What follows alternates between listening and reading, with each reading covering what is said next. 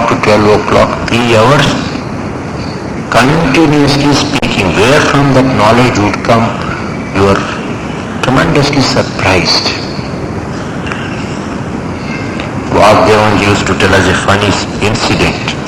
He was a brahmachari in Madras Mat, Ramakrishna Mat, Mailapur, Madras. And traditionally he was there, probably he was the editor of Vedanta Kesari at that time. So Vasudevan and other brothers, brahmacharis went to him and requested him, Swamiji, why don't you take classes on the Gita for us? He said yes. So it started. Dharma Kshetre, Kurukshetre. What is Dharma? Dharma in the Rigveda, Dharma in the Brahmana, Dharma in this, Dharma in that. 6 months. The poor brahmacharis are damn tired. They couldn't stand that scholarship. So, under the leadership of Vasudevan, they went up to him one day and told him, Swamiji, enough of Dharma, let us go to Kshetra. Dharma Kshetra. That was his tapas and his jnana. So one day, while discussing, he recited a shloka from the Gita. Antakale chamaneva smaran muktva kalevaram yah prayat samadbhavam yati nastyatra samshayaha. So Antakala, last moment of our life, when we are about to die, leave the body, if a person can remember me, Krishna is telling, and leave the body, then he will definitely attain to me. He recited the shloka and explained to me. And then told me, do you think it is so easy to remember the Lord at the last moment of one's life? No. One has to practice it from now itself. It must become a habit. It must become a part and parcel of our mechanics of thinking. It must enter deeply into our blood and bones and marrow. Then only the remembrance can come at the last moment of our life. Even if it doesn't come, it doesn't matter. Because we don't know how the end comes. Suppose a person goes into coma, but it works at the subconscious level. One of the Swamis of our order died very young. He took sannyas along with our Prabhudananji. 1960. In 61 or 62, he had gone to North.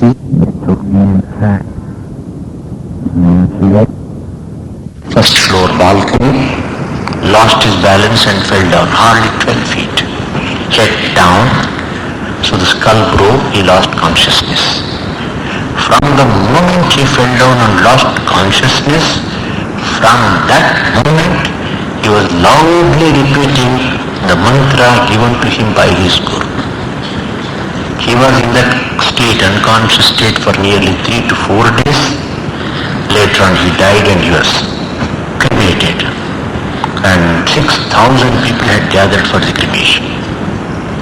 Continuously the repetition of the mantra by the person who was unconscious and who was dying. How could it be possible? It was possible because the Swami had practiced it. Yatishwanji used to tell us, first of all, in the conscious mind you think those thoughts. When the thoughts become more intense, more powerful, they sink into the subconscious and then the unconscious level become a samskara. So, thinking at the conscious level is very, very important. The more we try to meditate, the more we try to repeat the name of the Lord, the more we read the scriptures in the holy books, the more we fill the mind with holy thoughts, greater and greater will be the samskara created beneath it. And that will come to our aid at the last moment of our life. So, if we have done that, then it is possible to leave the body through the Sushumna Nadi or Brahmarandhra and so on, as the Upanishad puts it. Otherwise, Jayasva Mriyasva, Jayasva Mriyasva. spiritual life is a very, very difficult life. It's a continuous process. Eternal vigilance is the price of freedom. Eternal vigilance is the price of spiritual life also. Shankara says in the Viveka Chudamani, a child is playing with the ball at the top of a flight of stairs. But being overconfident, it's a little careless for a moment or two. The ball slips out of the hand, falls down on the first, and then the second step, and then third step. Within a couple of minutes, it has come down to the ground floor. So in the same way, the yogis who allow themselves to become victims of pramada, carelessness, they will lose their grip over their minds, over the spiritual path, and will come down in spiritual life. So, the struggle has to be constant and continuous. Then, this heart, which is like a bud, lotus bud, closed lotus bud, which is hanging down, inside that ante, inside that, or very near that, both the meanings are possible. If you take it as inside, it means Daharakasha, the space within the heart which is chosen for meditation. If you take it as ante means near, it refers to the Sushumna Nadi which lies very near to that. Inside that, one has to concentrate taking the mind there. So that is the place where we have to meditate upon our Atman, upon Paramatman. Hridaya, the psychological, psychic heart, is the place where we meditate upon the Lord. Once we start meditating upon the Lord there and succeed in getting an awareness of the Lord there, then we realize everything in life. Tasmin sarvam pratishthitam. Tasmin, in that, sarvam, everything, is pratishthitam, established.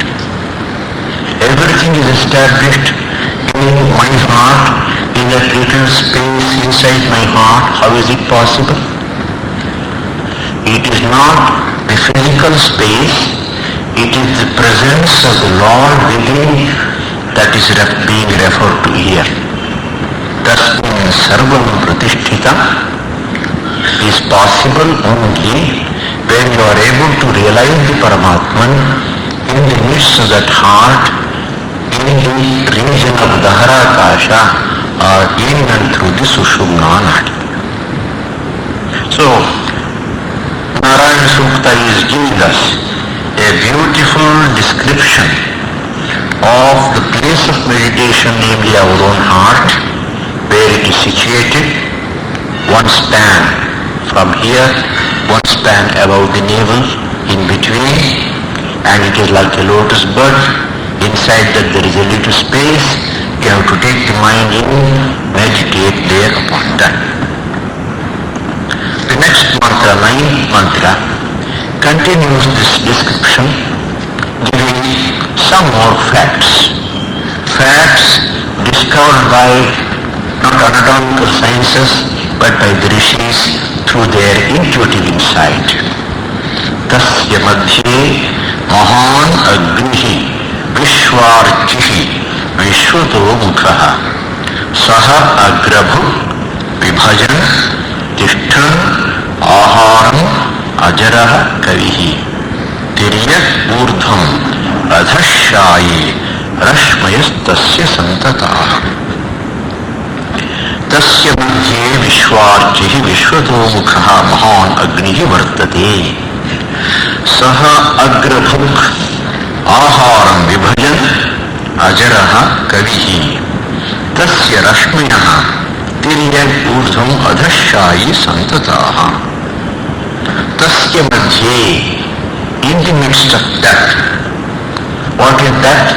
It may be the Hridaya, or it may be the Sushumna Nadi. Both are possible.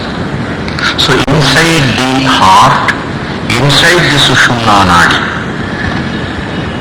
one Agni, fire exists. Agni literally means fire. But etymological meaning of the word is Agni iti Agnihi. That which eats, which enjoys is the Agni. The Jiva is living in this body. You know, when a person dies, the body becomes cold. What is it that gives heat, that gives energy, that gives life to this body? It is the presence of the Jivatman there. And the existence of the Jivatman inside the body is gauged by the existence of heat or Agni.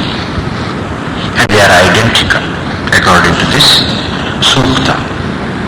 And this Agni is called as Mahan Agni. It is not like the ordinary fire in the external world which we use for cooking and other purposes. It's a great fire because it is responsible for keeping this body alive and making it work.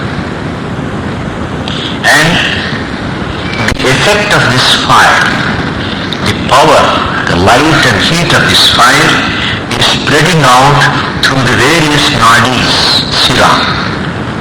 Therefore, it is called as Vishwarchihi Vishwatomukhaha.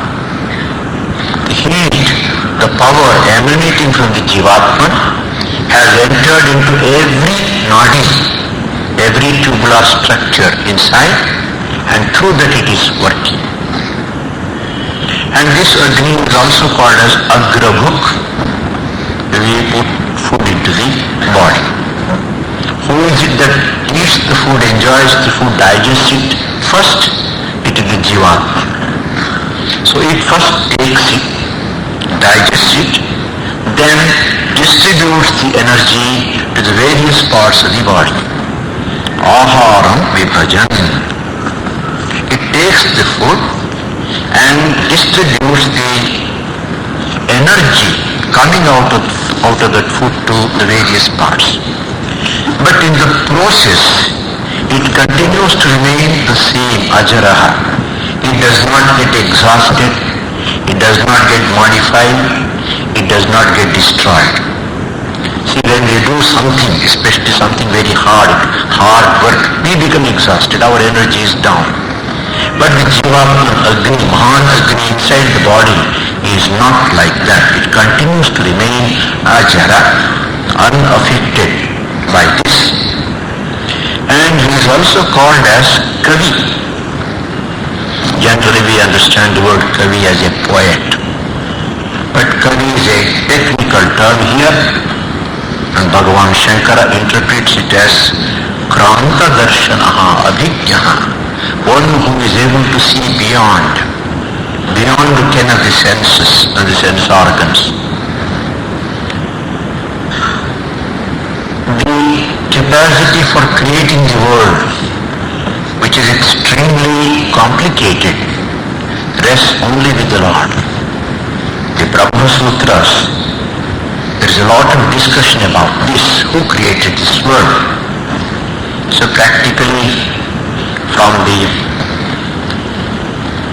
first pada of the second chapter I think, the arguments against other schools start. There the question posed is, who is Jagat Karta? And the first school taken for criticism is the Sankhya school. According to the Sankhya school, Jagat was created by Pradhana or Prakriti, which is Jada, Achetana, unconscious. And Brahma Sutra says no, Upanishadic philosophy is completely different.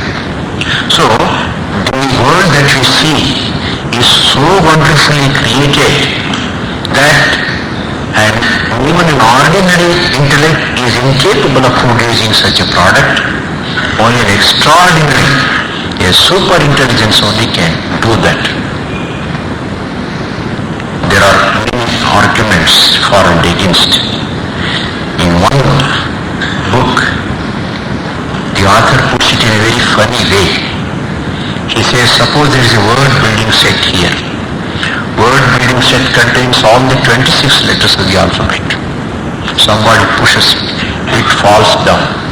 All the letters gets jumbled up, mixed up.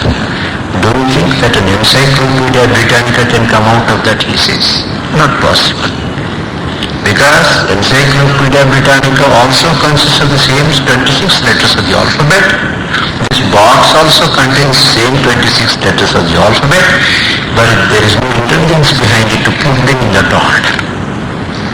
So the Jagat Rachana Kaushalya, that depends only upon Supreme Intelligence, Supreme God. So that Supreme Intelligence, Supreme God exists inside our body as the Jivatman, as the Atman presiding over this. Therefore he is Kavi or Krantadrishti.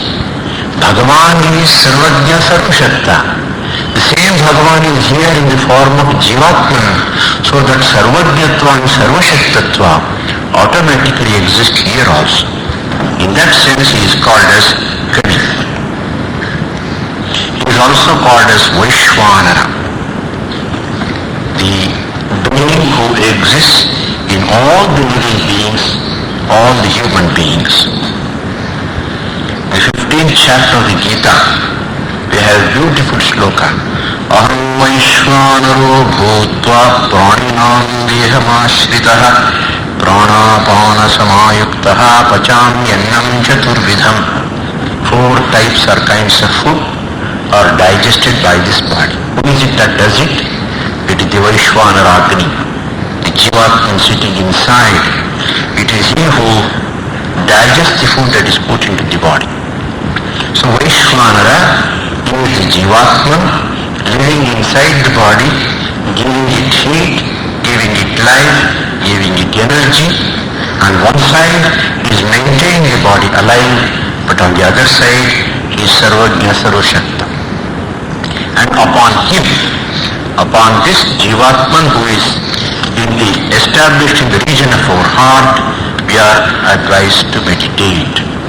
So ultimately, the main purpose of the Narayana Sukta is to teach us the mode and method of meditating upon the Supreme Lord in the region of our heart.